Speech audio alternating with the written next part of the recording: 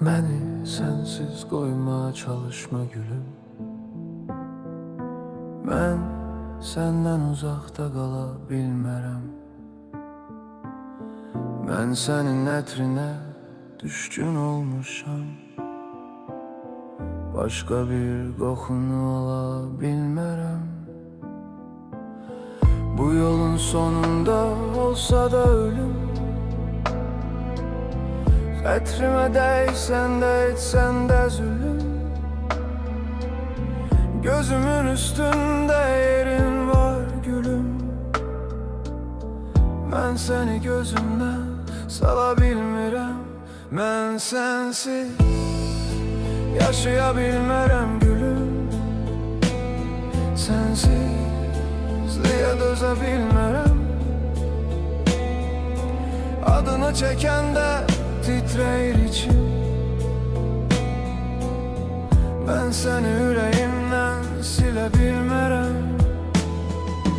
Getmə, heç vaxt məni yarım qoyma. Bu eşqi bu qədər çarəsiz qoyma. Mən sənsiz nəfəs də ala bilmərəm. Gülüm, mən səndən ayrı qala bilmərəm. Mən sənə həyatım, canım demişəm.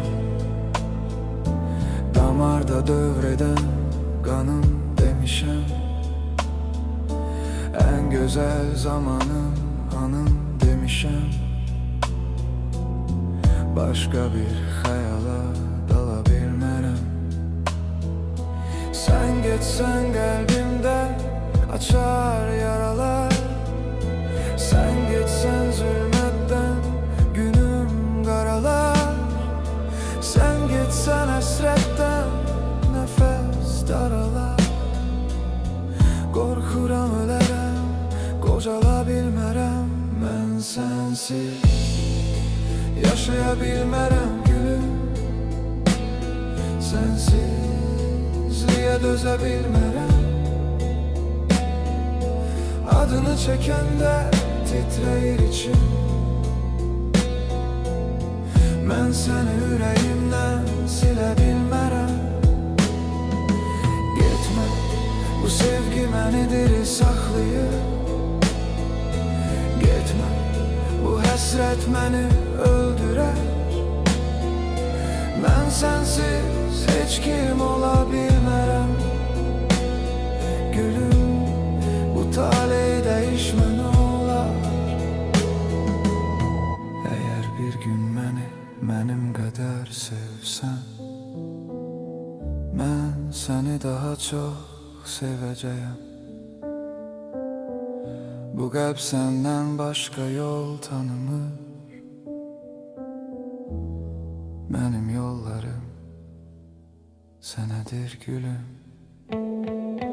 Mən sənsiz yaşaya bilmərəm gülüm. Sensizliyə dözə bilmərəm. Adını çəkəndə titrəyir içim. Mən səni yüreğimdən silə bilmərəm. Darıxaram erəm.